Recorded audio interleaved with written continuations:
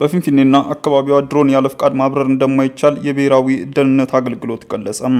ተቋሙ በተለይ ከቅርብ ጊዜ ወዲህ በስፋት ጥቅም ላይ እየዋሉ የመጡ ድሮኖችና መሰል ቴክኖሎጂዎች ወለድ መሳሪያዎች የሚፈጥሯቸው ስጋቶች ለመከላከል የሚያስችል በቂ የቴክኖሎጂና የሰው ኃይል ዝግጅት ማድረጉን አስታውቋል። በስራ ምክንያት ድሮኖችን በመጠቀም አስፈላጊ ከሆነ ጠያቂው አካል የበረራውን ዓላማ፣ የሚያበርበትን ቦታ፣ የድሮኑን አይነትና የሞዴል ቁጥር በመጥቀስ አስቀድሞ አገልግሎት መስሪያ ቤቱን መጠየቅና ፍቃድ ማግኘት እንደሚገባው መግለጫው አስታውቋል። ይህ ሳይሆን ቀርቶ በዘፈቀደ የሚነሱና የሚበሩ ድሮኖች ካሉ ተቋሙ አስፈላጊውን እርምጃ እንደሚወስድም አሳስቧል። የአሜሪካ ተራድኦ ድርጅት እርዳታ ማቋረጥና ትግራይ ክልል ውስጥ ስጋት መፍጠሩ አነጋጋሪ ሆኗል። የአሜሪካ እርዳታ መቆምን ተከትሎም በትግራይ ሚሊዮኖች ለአደጋ ይጋለጣሉ የሚል ስጋት እንዳለው የትግራይ ጊዜያዊ አስተዳደር አስታውቋል። በቅርቡ በተደረገ ጥናት መሰረት በትግራይ ክልል ተፈናቃዮችን ጨምሮ 2.4 ሚሊዮን ሕዝብ እርዳታ ፈላጊ ነው ተብሏል። የአሜሪካ እርዳታ መቆምን ተከትሎ በትግራይ ሚሊዮኖች ለአደጋ ይጋለጣሉ የሚል ስጋት እንዳለው ነው የትግራይ ጊዜያዊ አስተዳደር የሚያስታወቀው። በቅርቡ በተደረገ ጥናት መሰረት ትግራይ ክልል ተፈናቃዮችን ጨምሮ 2.4 ሚሊዮን ሕዝብ እርዳታ ፈላጊ ነው። በጦርነቱ ወቅትም ከጦርነቱ በኋላም ደግሞ የተራዘመ ፖለቲካዊና ማህበራዊ ኢኮኖሚያዊ ቀውስን እንዲሁም የተፈናቃዮችን ችግር በክልሉ ያለውን ሁኔታ የከፋ እንዳያደርገው የትግራይ ክልል አደጋ ስራ አመራር ኮሚሽን ገልጿል። የአሜሪካ መንግስት የውጭ እርዳታ መርሃ ግብሮችን ለመገምገም በሚል ለቀጣዮቹ ወራት እርዳታዎችን እንደሚያቆም መወሰኑን ተከትሎ በሚሊዮኖች የሚቆጠሩ እርዳታ ፈላጊዎች ለአደጋ የሚያጋልጥ ሁኔታን ሊፈጠር እንደሚችልም ተሰክቷል። በትግራይ ክልል ጦርነቱን ተከትሎ የሰብአዊ እርዳታ ጠባቂዎችን መጠን በከፍተኛ ደረጃ ያሻቀበ ሲሆን እንደሚባለው የእርዳታ መቋረጥ አሊያም መዘግየትን ከተከሰተ ደግሞ ለከፋ ሰብአዊ ሁኔታ እንደሚጋለጥም ስጋቶች ደቅኗል።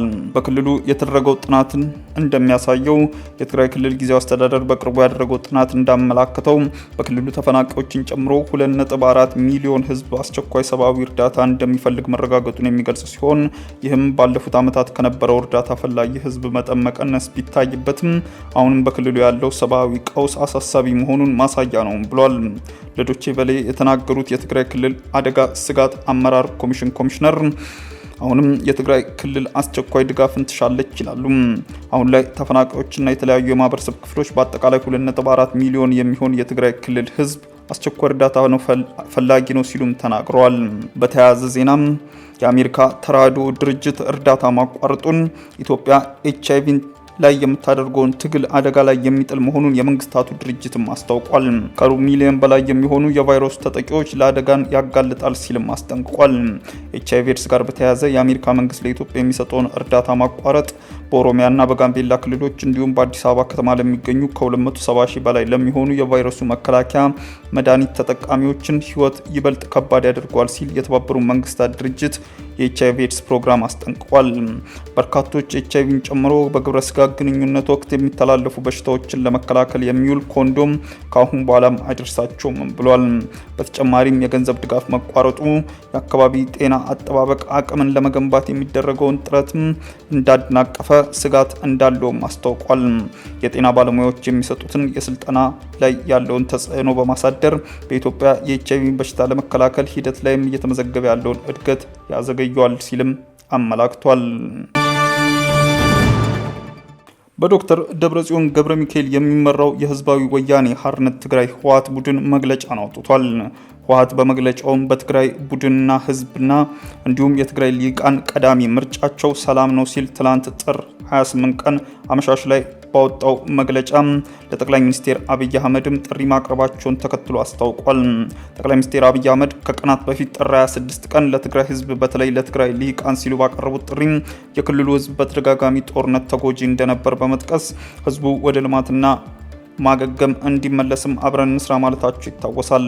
ህወሓት የጠቅላይ ሚኒስትሩን ጥሪ ተከትሎ ትላንት ጥር 28 ቀን መግለጫ ወጣ ሲሆን በመግለጫውም የትግራይ ህዝብ ቀዳሚ ምርጫ ሰላም ነው ሲል በመግለጫው የትግራይ ህዝብን ሰላም ምኞት እውን ለማድረግ ሁሉንም ገንቢ ሚና ይጫወታል ሲልም ጠይቋል።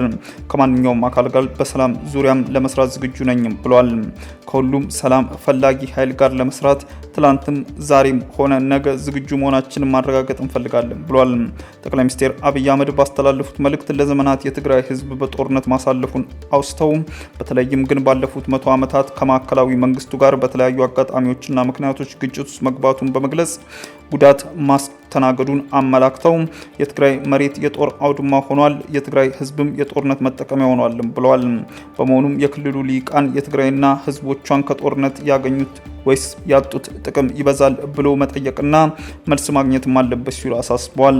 ህወሓት በመግለጫው ባለፉት 100 ዓመታት የትግራይ ህዝብ ያደረጋቸውን ጦርነቶች ህልውናውን ለማረጋገጥና ከጭቆና እጅ አልሰጥ በማለት ነው ሲል በመግለጽ የትግራይ ህዝብ ያደረጋቸውን ተጋድሎዎች ያኩሩታል እንጂ ያስቆጩትም ብሏል።